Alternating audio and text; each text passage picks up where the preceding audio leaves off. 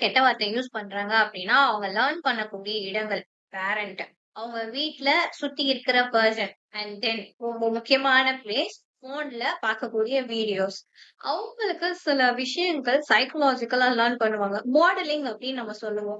அதாவது அவங்களுக்கு புடிச்ச மாதிரி அட்ராக்டிவா யாரு பேசினாலும் அதை அவங்க அப்படியே அப்சர்வ் பண்ணி லேர்ன் பண்ணி அதை அவங்க செய்யணும்னு நினைப்பாங்க. ஃபர்ஸ்ட் விஷயம் பேரண்ட்ஸ் கிட்ட இருந்து நடக்கும் அண்ட் ரெண்டாவது விஷயம் நான் சொன்ன மாதிரி அதர் ஆஸ்பெக்ட்ஸ்ல இருந்து நடக்குது. வீடியோஸ்க்கு நிறைய எக்ஸ்போஸ் ஆகும்போது அதுல கெட்ட வார்த்தை பேசுறவன் தான் ஹீரோ அப்படின்னு காட்டும் போது அப்ப என்ன நினைக்கிறாங்கன்னா அப்ப நான் ஹீரோவா இருக்க கெட்ட வார்த்தை பேசுறேன்னு சொல்லி இதெல்லாம் பண்றாங்க.